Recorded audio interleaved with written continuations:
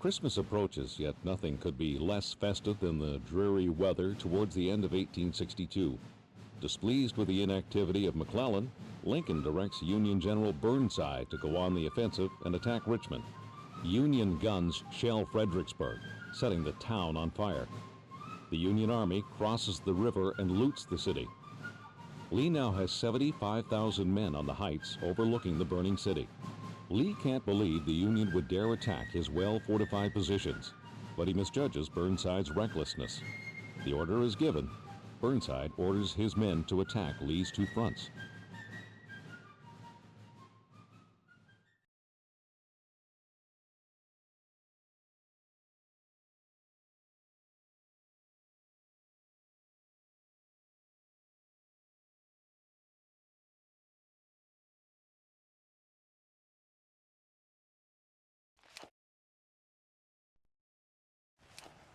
We hold that bridge, soldiers, or we won't be going home for Christmas.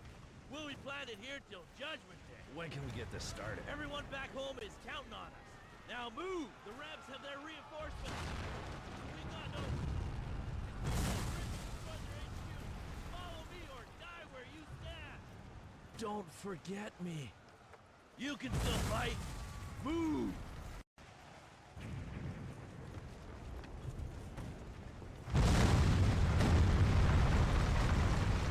We will hold this position at all costs. Rebs cross this bridge, they'll have to step over our dead bodies. Stand with me, boys!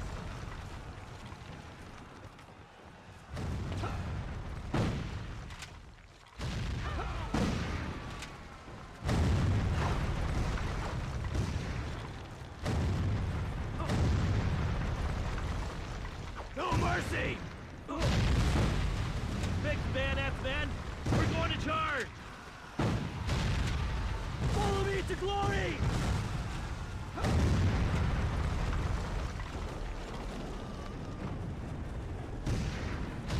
Take cover, you fool!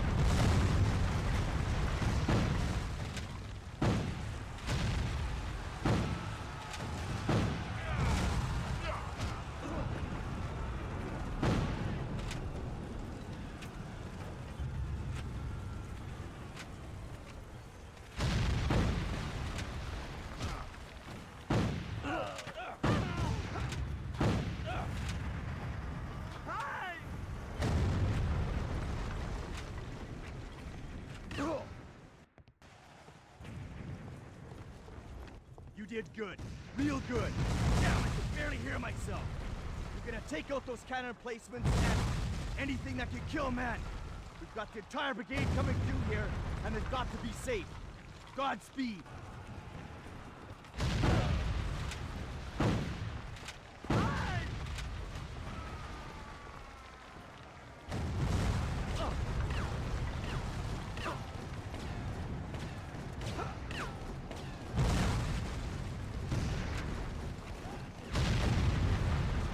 To glory!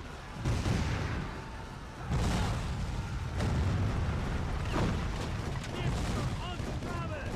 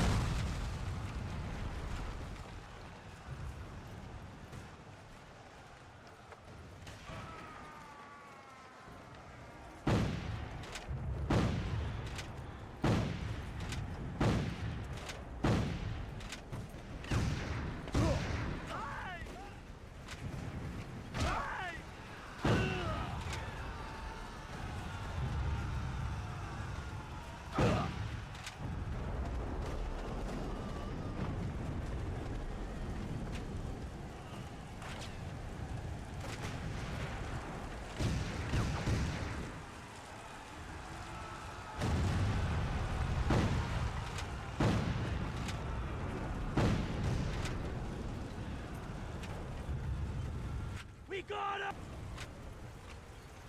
We're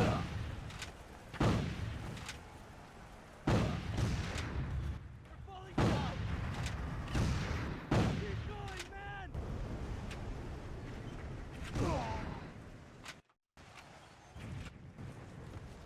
Hurrah! They're on the run!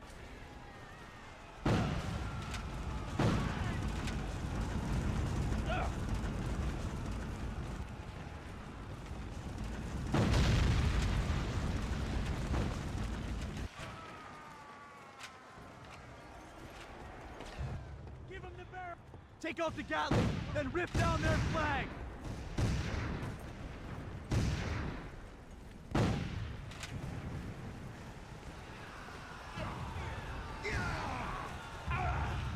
They're ours, man!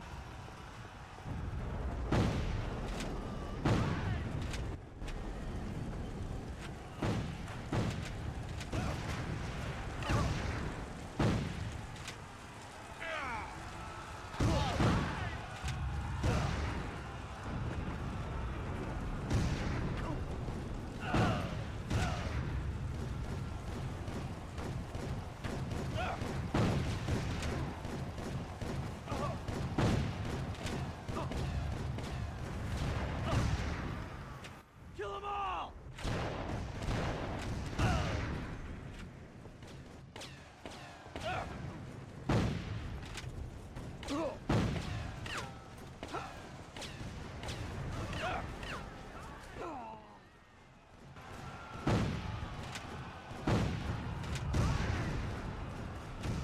Kill them all!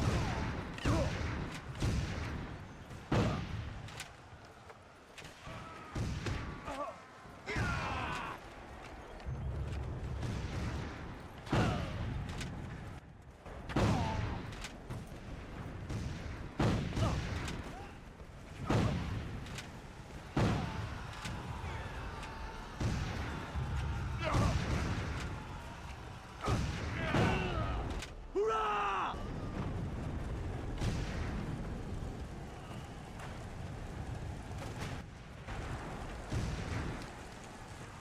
We got him!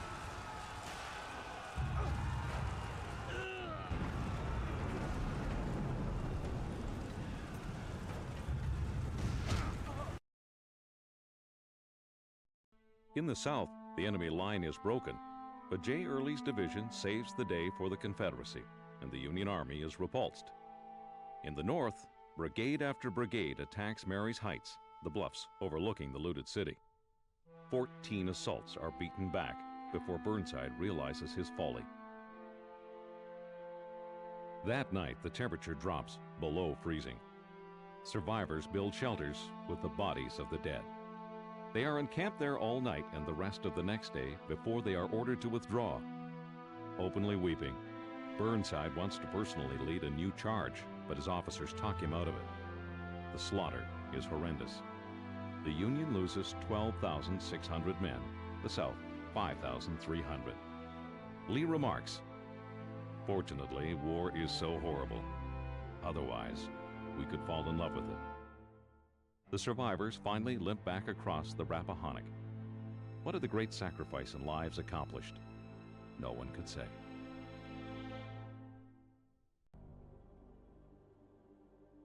July 1863. Confederate President Jeff Davis urges Lee to take the battle to the north. Lee sends Jeb Stuart around Union lines to invade the north in Pennsylvania. Stuart stumbles upon Gettysburg for no other reason than it warehouses boots, badly needed by his soldiers. Union generals Buford and Meade both converge on the rural Pennsylvania town. In no time at all, a ferocious battle begins. On the second day of fighting, in spite of the advice of his generals, Lee starts to attack the enemy's flanks at Little Round Top. The Federals must hold this position, or their entire line will be exposed to the Southern attack.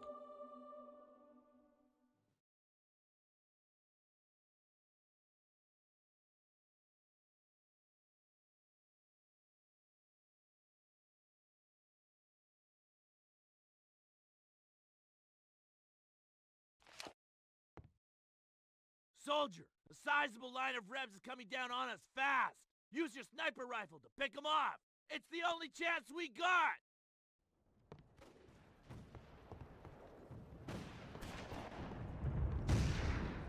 Victory, man!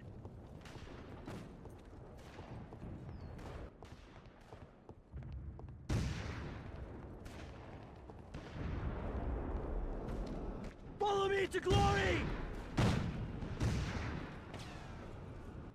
Show 'em hell, boys! Keep going, man!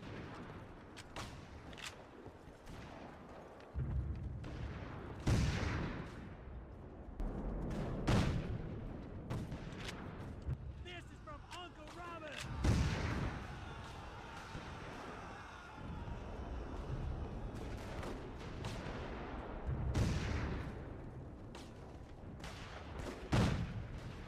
Keep going, man!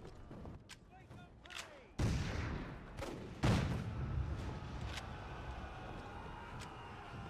They're on the run! They're on the run! Yeehaw!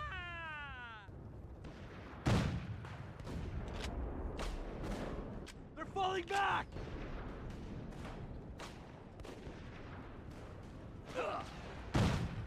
Make 'em pay! Keep going, man! They're on the run!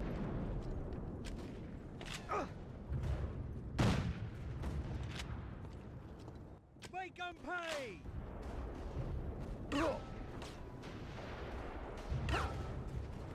Hurrah!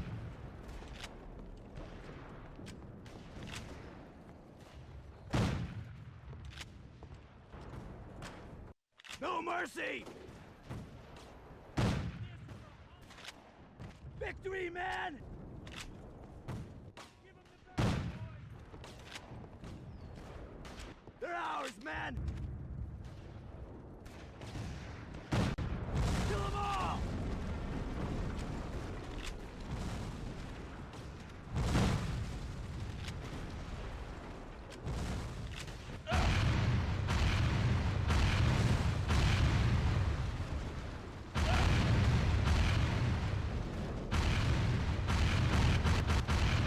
They're on the run!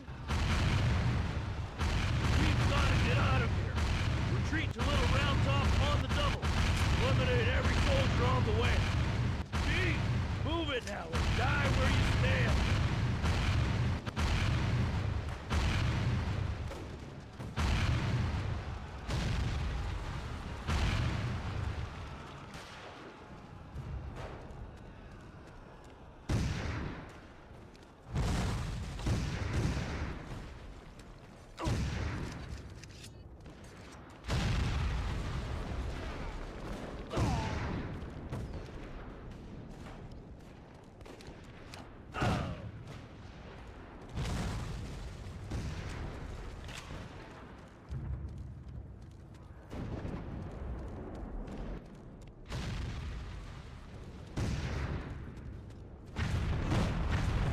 Hurrah! This is from Uncle Robert!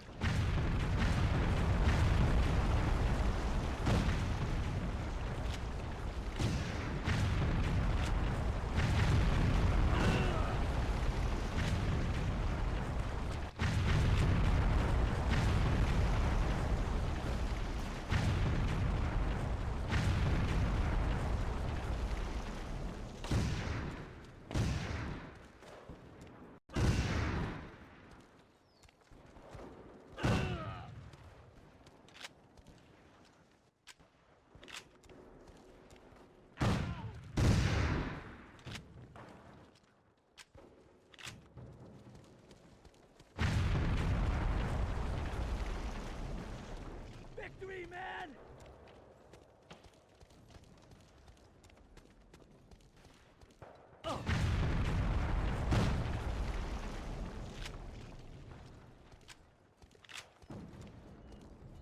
Victory, man!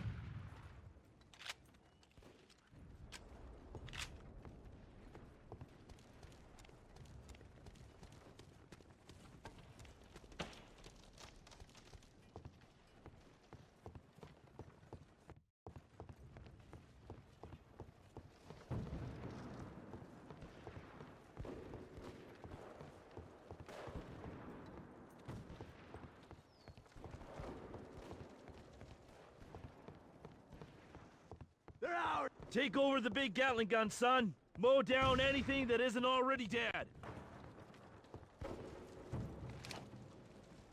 Follow me to glory!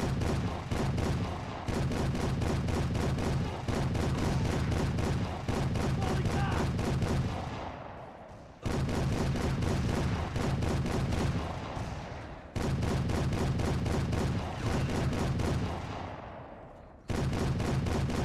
We got him!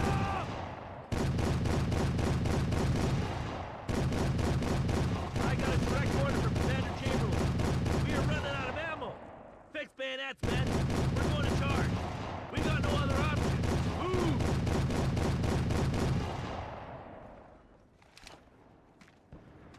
Follow me!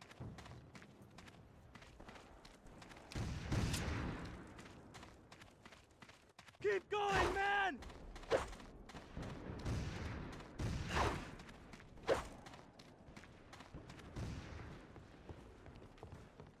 Fix bayonets, men. We're going to charge.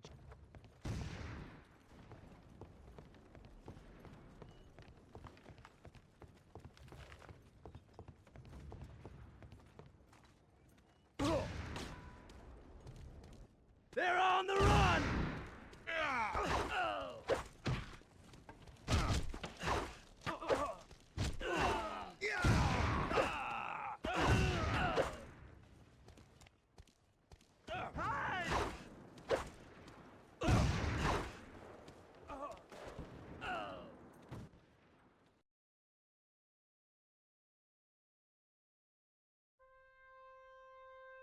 The third day of battle is no less fateful.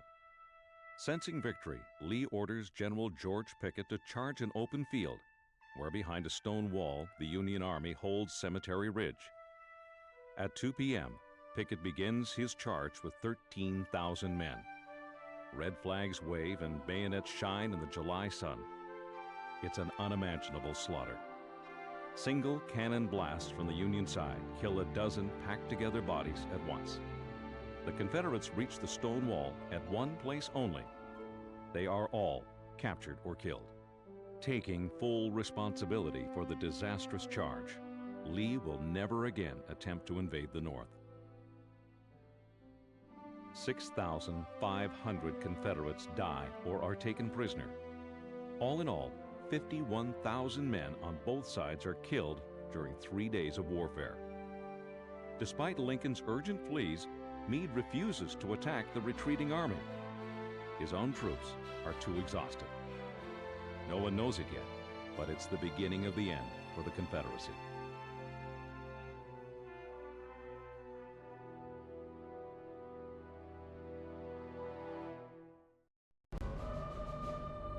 In late November of 1863, the Western theater of war is not going well for the Union. After a crushing defeat at Chickamauga Creek, the North withdraws back to Chattanooga. Remarking that General Rosecrans looks stunned and confused like a duck hit on the head, Lincoln replaces him with Ulysses S. Grant. Southerners hold 3 key positions overlooking the city. General Hooker attacks the South's left flank, Sherman the right. Losing his way in the mist, Sherman charges in the wrong direction. Along with Sheridan, Grant orders the hero of Chickamauga, George Henry Thomas, to assault the center of the rebel stronghold. It's a bold but dangerous decision.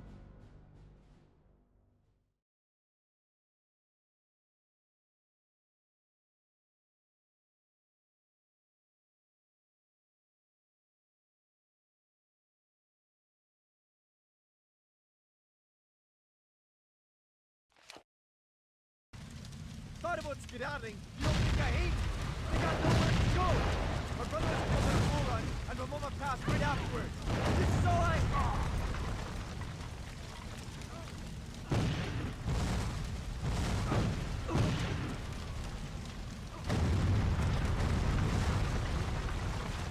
They're ours, man!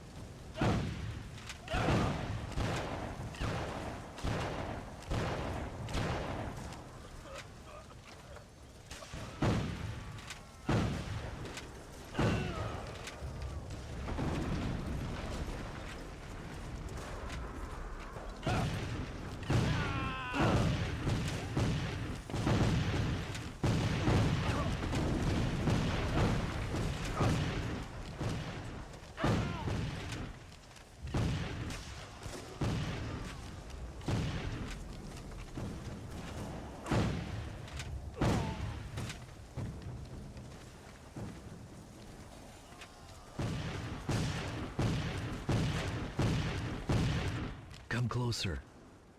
There's a weak spot. Enemy lines. Take the news to the commander north of here. Tell him to attack and breach their lines. I wish I could be there with you, son.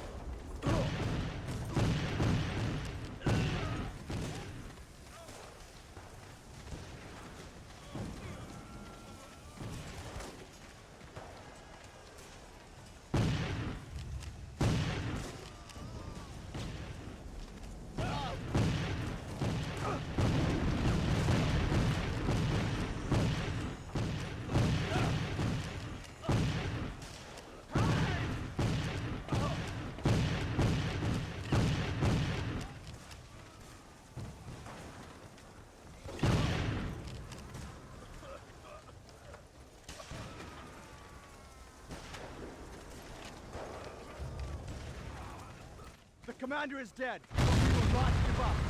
Good is for this final assault. We will send them back to Richmond. Men, prepare to fight!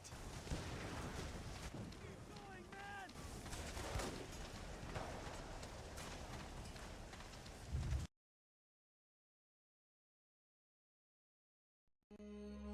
men! After capturing Lookout Mountain, General Phil Sheridan of the Union is so emboldened that he attacks the South's next stronghold, Missionary Ridge, without direct orders to do so. No matter. Nothing the Confederates can do is able to stop him. They withdraw after taking enormous losses. It's a great victory for the North, and the glory goes entirely to Grant, solidifying his hold as Lincoln's top commander. The South will not recover from this stunning defeat, which brings about Bragg's dismissal and opens up the path to the Southern heartland.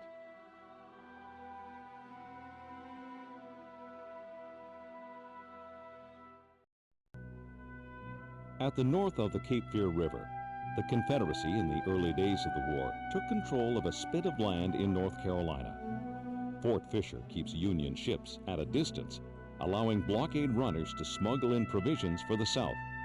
The entire survival of the Confederacy is dependent on its massive guns.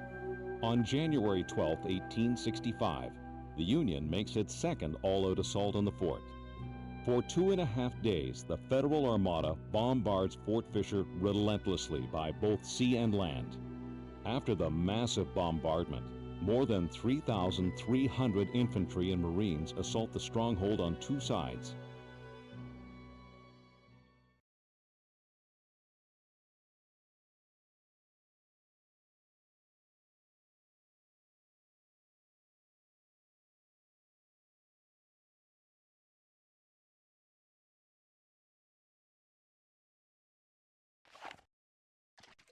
You will secure the landing zone and eliminate all resistance.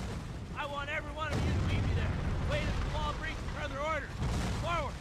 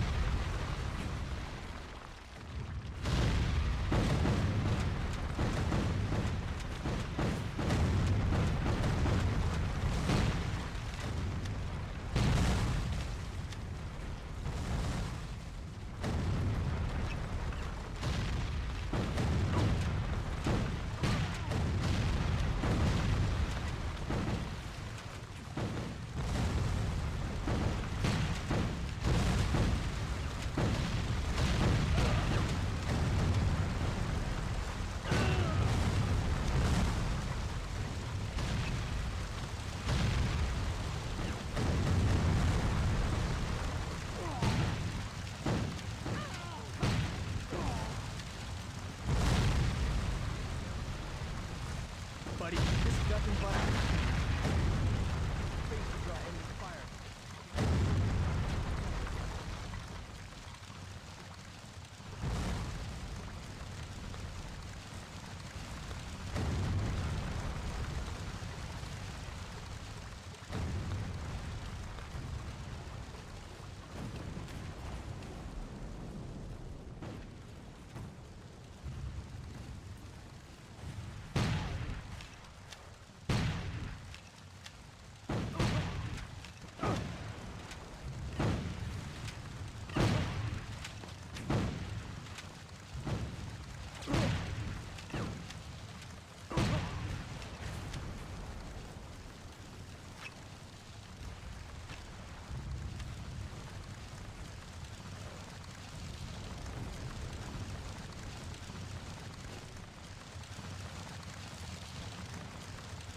I'm hit, so it's all up to you. Here's a pack of explosives, just in case.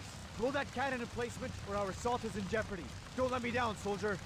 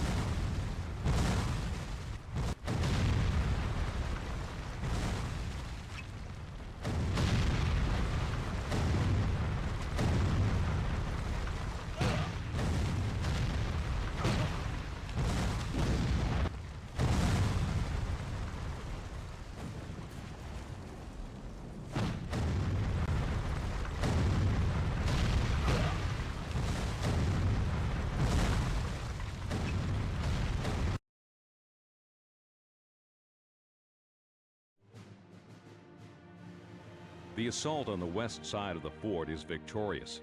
After several hours of horrendous hand-to-hand combat, the rebels call it quits, with only a small contingent retreating to Fort Buchanan. It doesn't take long for them to surrender as well. Wilmington, North Carolina is taken within weeks.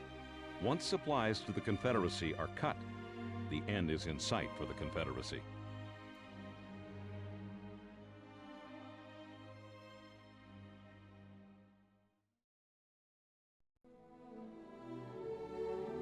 In the spring of 1865, as Southern forces suffer large casualties and a draining of supplies and resources, General James Wilson hopes to deliver a knockout blow in Selma. His plan is to capture and destroy the large Confederate arsenal there and draw away Nathan Bedford Forrest from Mobile. Major General Forrest is the war's most daring and colorful commander. No man is more feared by the North, except perhaps Robert E. Lee himself. Forrest gathers his forces to defend Selma. On April 1st, Wilson's advance guard meets Forrest's forward line at Ebenezer Church on the crossroads before the city. An intense standoff takes place at the outer works of the city.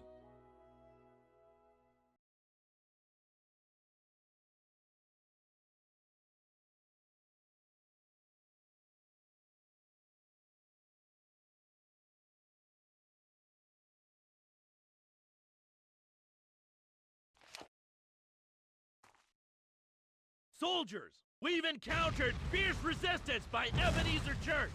You will eliminate that threat at once!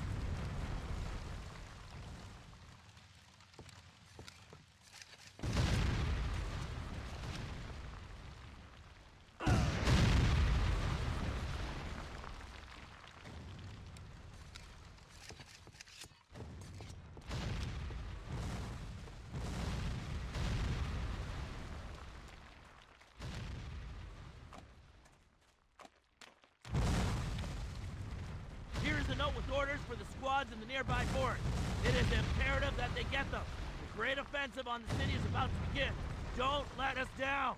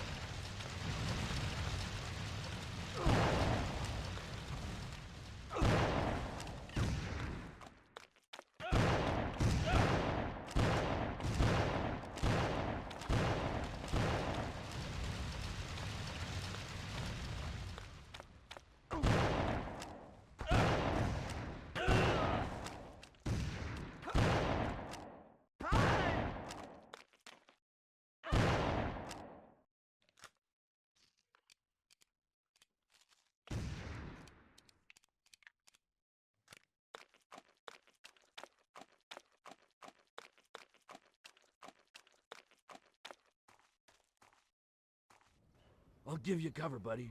You gotta move through them trees and meet up with the commander. Don't worry none about me. You just do it.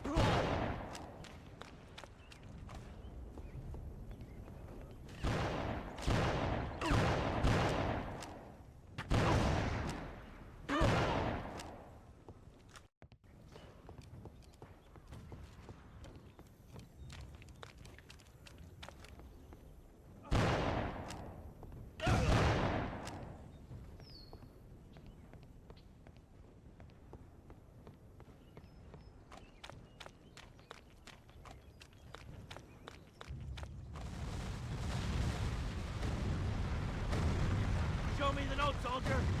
This assault is about to begin? Very well. My men should already be in the city doing their work. That's it! Prepare yourselves, men! We have destroyed their warehouse. This means no ammo or weapons anymore. Victory's ours! Attack!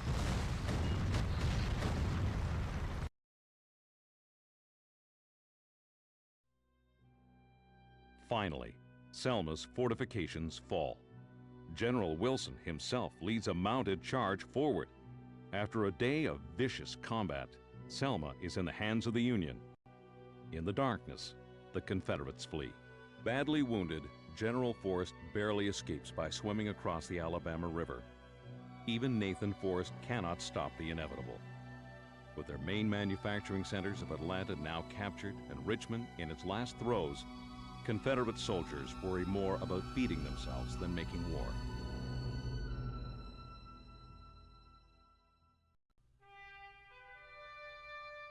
July 21st, 1861 is a beautiful day for the first major battle of the war. Union soldiers, their uniforms clean and pressed, march on Bull Run Creek under General McDowell. They are 37,000 strong. Martial music plays and Union banners flap in the wind. Waiting at Bull Run Creek are 22,000 Confederates commanded by General Beauregard and Sidney Johnston. Their strategy is to defeat the enemy's rear and endanger Washington, D.C. Both armies converge near Stone Bridge on Bull Run Creek. A small contingent of Northerners block the southern advance of the bridge. It is up to Southern forces to break through this blockade and continue their assault against the enemy.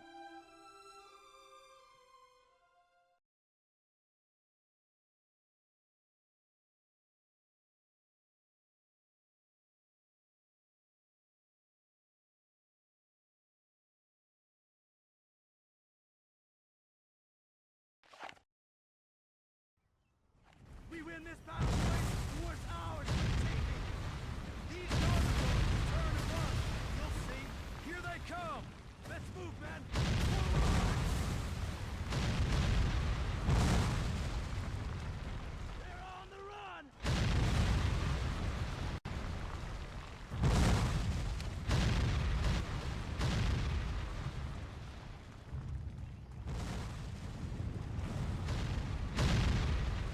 We're falling back.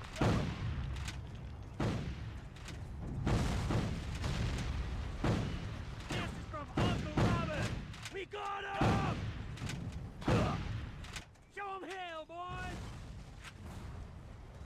Follow me to glory!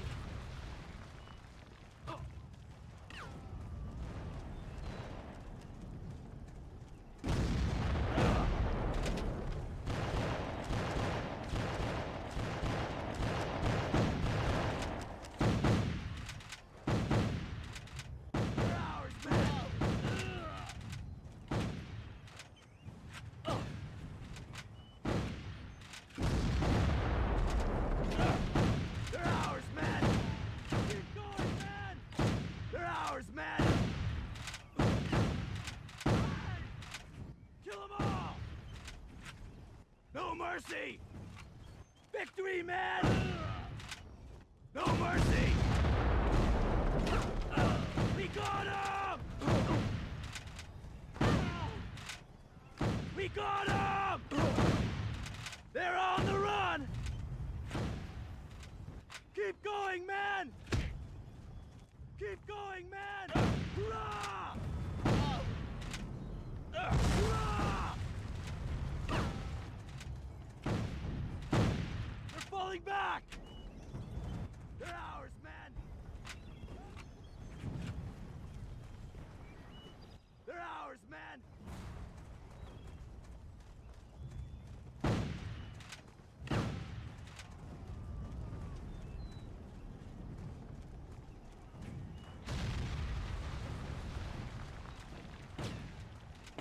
We got him! Soldier, a cavalry charge will occur down the road, right through the Union center. All 3 barricades must be blown to protect the charge. Here are your explosives. Good luck! Show 'em hell, boys! We got him!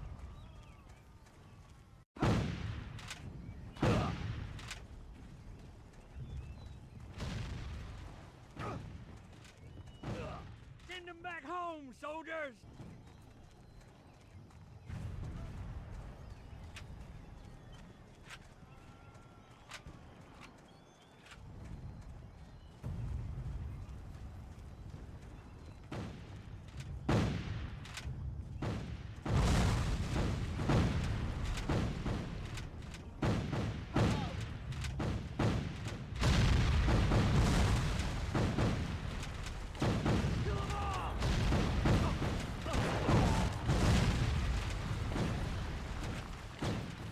For the Confederacy! For the General, boys!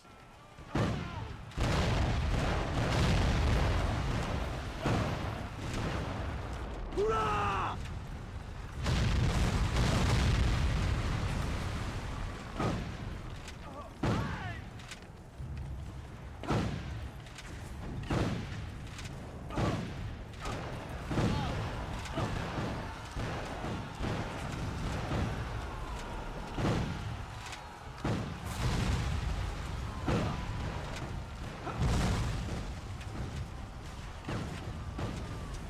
Destroy that sniper's nest!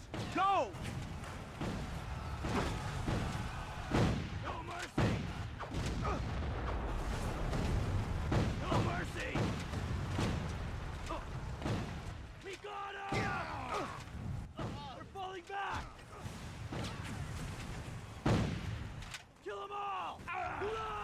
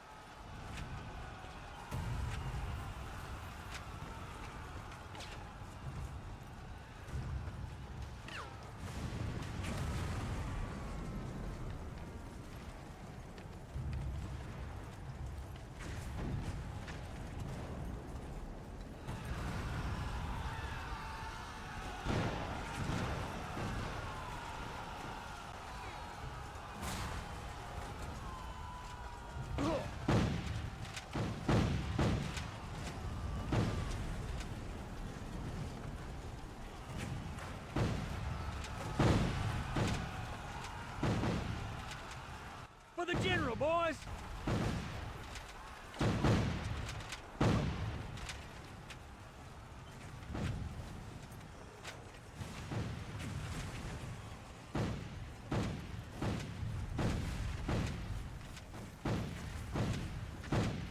They're falling back!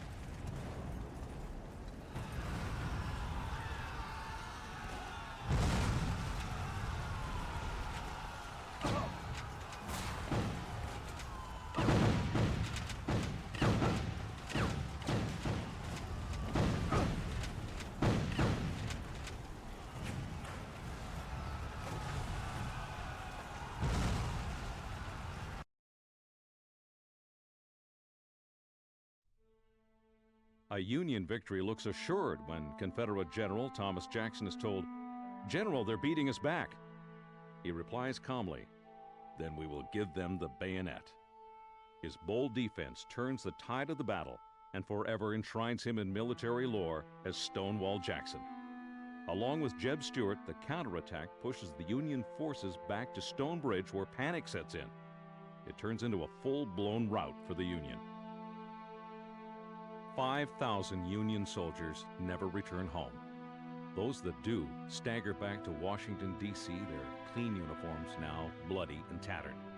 The Union is humiliated, and the event comes to be known as the Great Skedaddle. In Richmond, Confederate President Jefferson Davis rejoices and claims a great victory over the Union. But it's clear now to both sides that this war will not be short nor painless to either side. Spring of 1862. General McClellan refuses to fight with his enormous Army of the Potomac. But General Ulysses S. Grant is anything but timid. He camps on the west side of the Tennessee River at Pittsburgh Landing. Across from him, Sidney Johnston masses his troops in Corinth and plans a surprise attack. Grant's large encampment, 42 kilometers in size, is not properly defended. In the early morning, commanding an equal force of raw recruits, Confederate General Johnston knows he has to stop Grant now before reinforcements arrive. But before the battle is about to begin, a small group of soldiers is about to infiltrate the enemy's positions.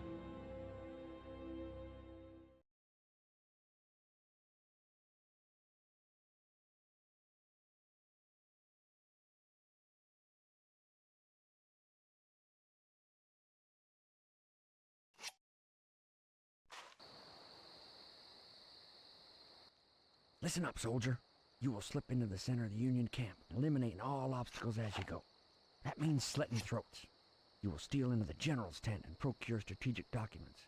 You will then sabotage their survey balloon, and on your way out, destroy the enemy's ammo depot. You will avoid all lighted areas. A platoon of men should be doing this, but you're all I've got. Don't let me down, son.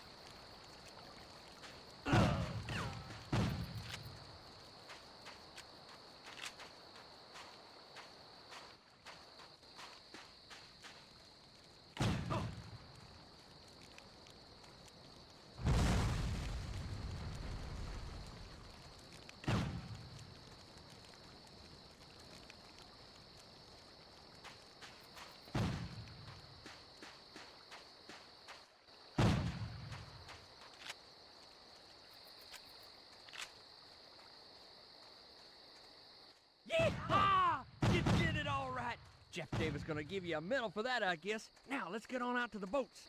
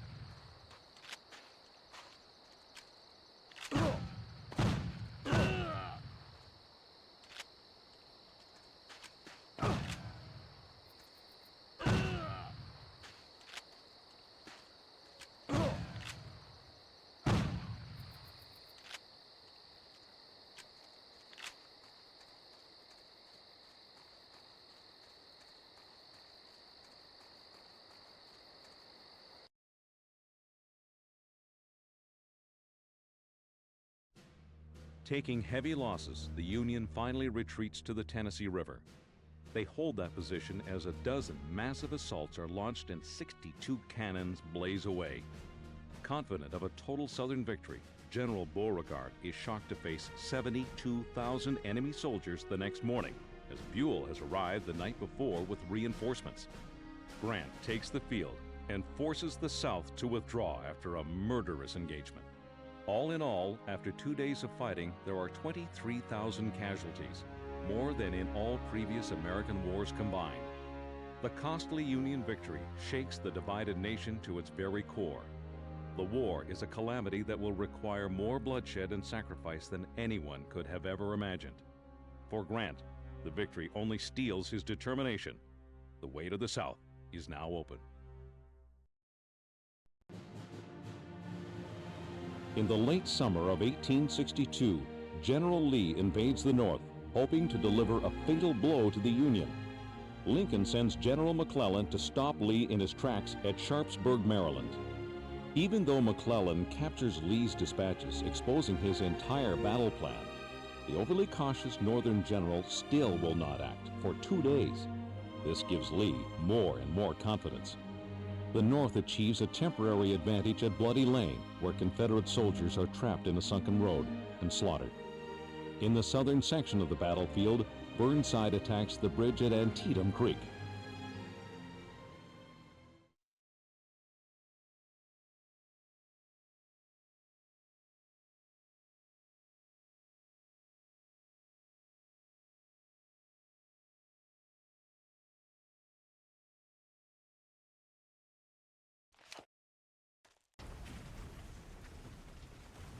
They've crossed the bridge, men. We're gonna stop them before they reach our cannons. Anything that moves is fair game. We said our prayers, so let's go.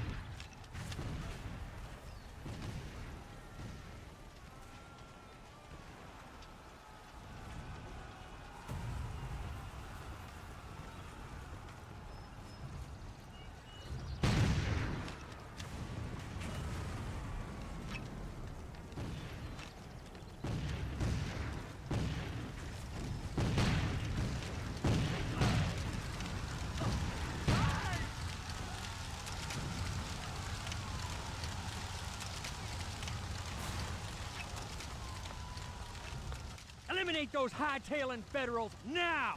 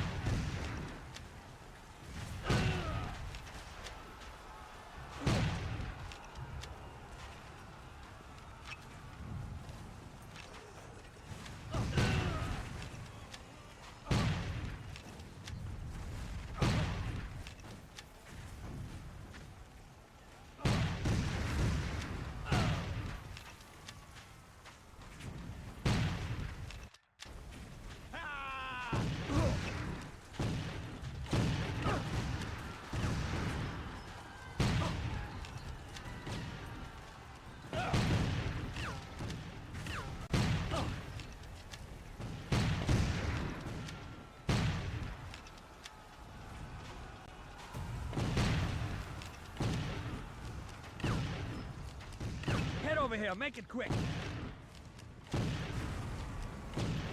The sneaky bastards have infiltrated the woods, trying to attack our artillery from the rear.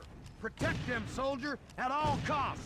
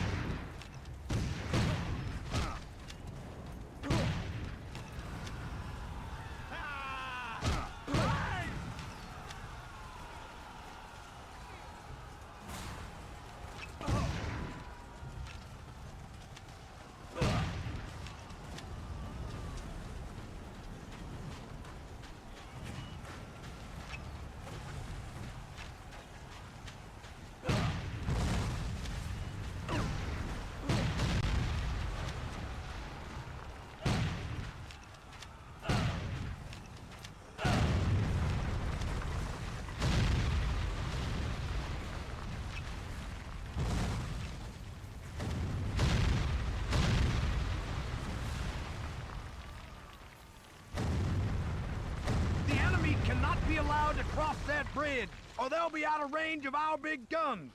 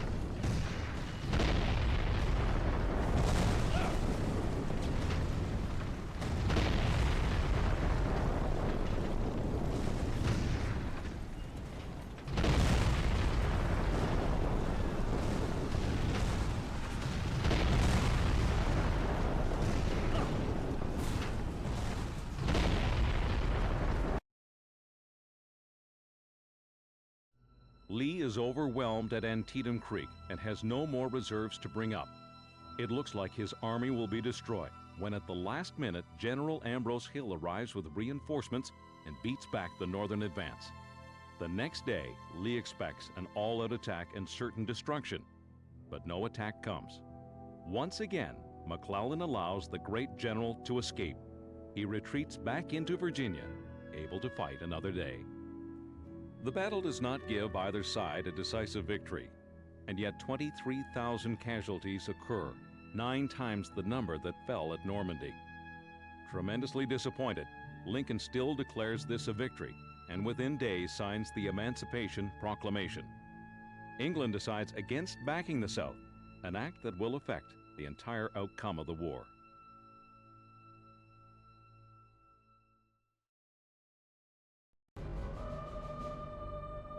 One of the Union's brightest stars, General Hooker has a good plan to feint an attack on Lee at Fredericksburg, then march up the Rappahannock, cross the river, and attack Lee's rear. On April 30th, 1863, with 90,000 men, Hooker's main force reaches Chancellorsville. On May 2nd, Hooker stops his army when reaching Stonewall Jackson's troops. His officers urge him to press forward, but he delays. With 15,000 men, Lee keeps Hooker bottled up in the woods. Jackson leads the rest around the Union lines to attack their rear at Chancellorsville. Completely off guard, the Union troops fall back before darkness falls, desperately trying to ward off the attacking Southern forces.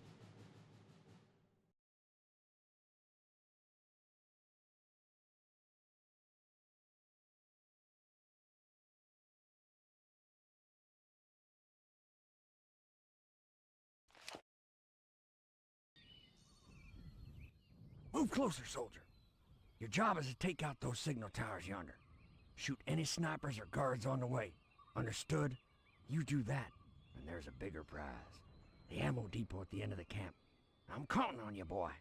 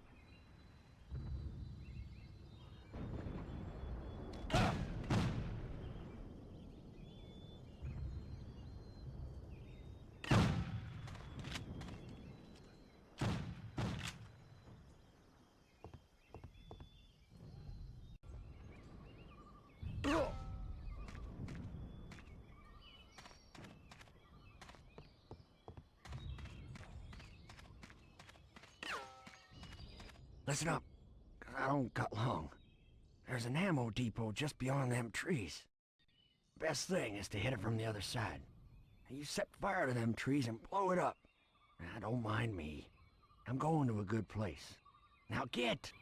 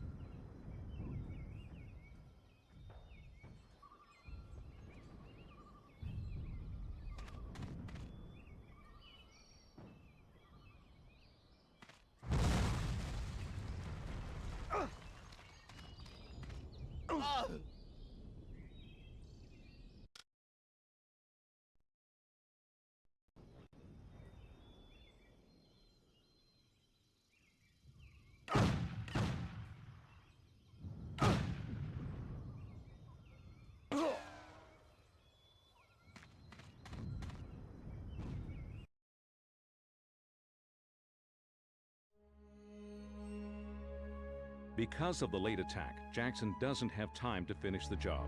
He rides after the retreating Yankees, considering a night assault. When he returns, confused Confederate sentries mistake him for the enemy. 2 of Jackson's aides are killed, and he's shot twice in the arm. The limb has to be amputated. The next day, Hooker orders a retreat, and the Union Army crosses back over the Rappahannock. The defeat is total. Hooker loses 17,000 men. It's Lee's costliest victory to date. He loses 13,000 men, including his best general. On May 10, 1863, Stonewall Jackson takes a turn for the worst and dies of pneumonia.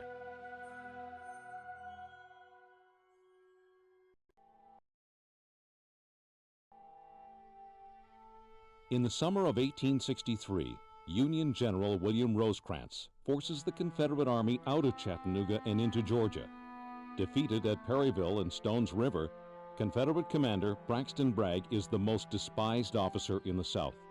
Finally, he retreats no more. On September 18th, Bragg makes a stand at Chickamauga Creek. Both armies clash at the bridge over the Chickamauga, suffering horrendous losses. In a heavily forested area, Bragg assaults Rosecrans head-on. Union General George Henry Thomas holds his position until the evening.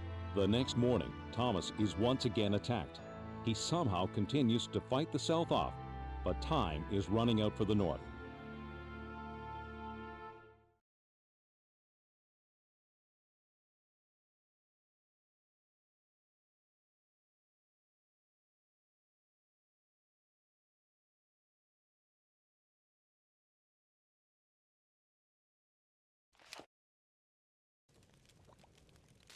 These men are under your command, soldier. You will clear all nearby farms of enemy control. I do not want to see a Yankee uniform unless it's covering a dead body. Is that clear?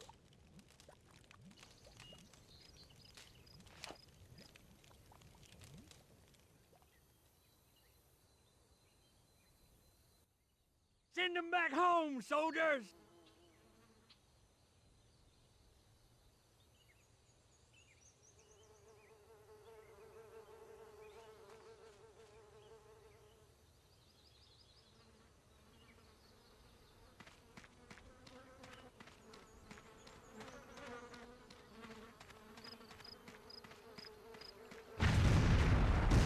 Destroy that cannon emplacement!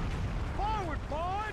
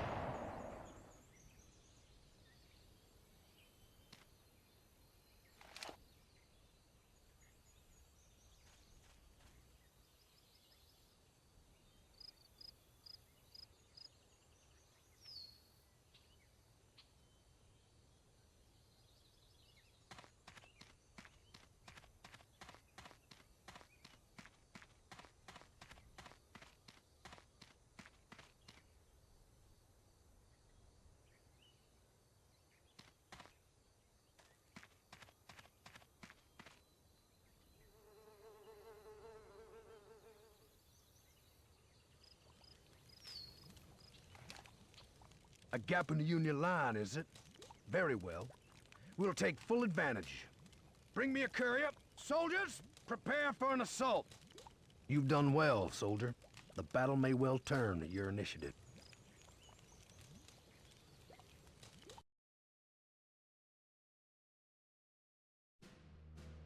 The Union hastily withdraws from a ferocious rebel attack. Fortunately, General Henry Thomas commands the remnants of 7 divisions of the Army of the Cumberland.